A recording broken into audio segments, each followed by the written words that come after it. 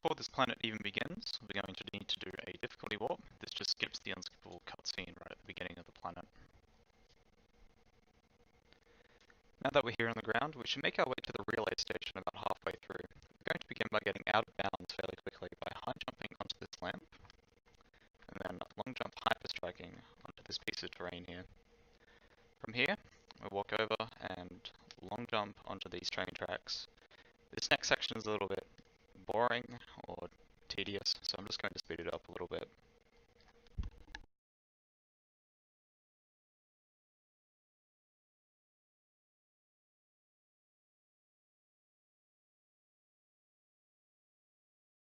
Now that we're here by the sewer, we're going to hit one of the triggers necessary to load in the relay station.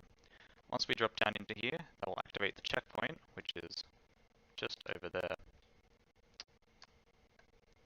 Right, now that we've done that, we can make our way back up. We're going to go out of bounds again here. The only reason we went inbounds is just to hit that trigger. The easiest way I found to clip out is wedging yourself into the corner here, and then pressing R3. Aiming about there should be correct.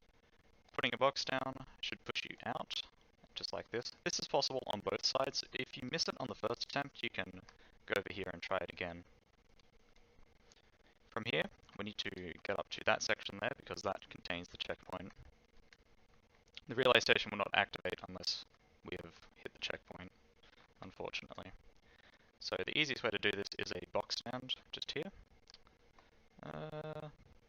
Yeah, aiming just about there. Not too far to the right, not too far to the left, making sure we get the maximum distance necessary. So high jump, hyper strike, high jump again, and that does it. If you're just a bit short, you can take the risk and hyper strike just before you hit the ledge here. Hyper striking in this game does give you a little bit of extra distance, but it can result in your death here. There is a water plane right below you. Otherwise, we can just die to reset triggers, and we'll be on our way. Now that we're at the relay station, we begin one of the bigger combat sections of this area. We need to kill the two thugs right here in order to touch the relay station, just like that. Pull out the singularity grenade while it fades to black there.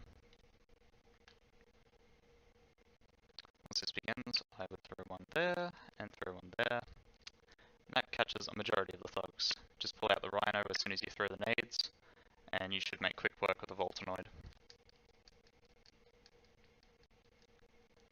Alright, now we need to kill 3 of these thugs, and then the dropship will spawn. And just like that, we are done with the relay station section. Stand on the jetpack platform here, it means you fuel up a little bit quicker. Alright, now we begin making our way to Nefton. Normally there's a huge section here where you have to unlock the sewers and then go through the sewers, but some well-placed box clips can get us straight into the train station. Right here, we need to bypass the height limit of the jetpack, so we're going to stand right at the top here, high jump, and at the peak we press L2.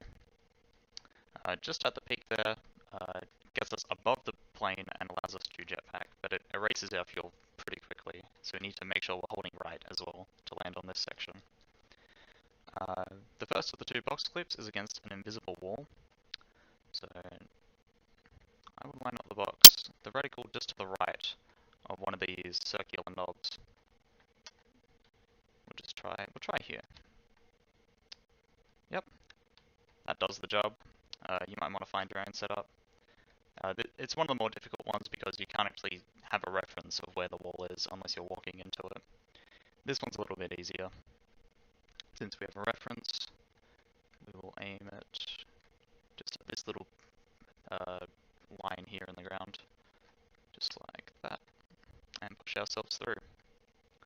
Alright, now we have to load in the train station. This is a little bit difficult because it is invisible while we're starting here, but I'll pull out the plasma slayer. You'll see here that there is a line going all the way around. This is solid, just above it is completely solid, regardless of whether the station is loaded in. So we're going to try and load it in and aim for that line in the ground just above it. So long jump off here, and land just above it.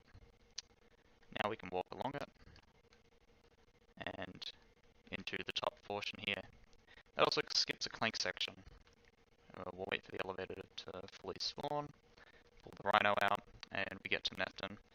There's not much to Nefton, just hold R1 and you will skip his train summoning phase, but otherwise there is not much to him, so we'll skip to after him. Alright, now that we've beaten Nefton, we have to escape Silox. This is pretty simple, we just need to make our way directly to the combat section at the end here.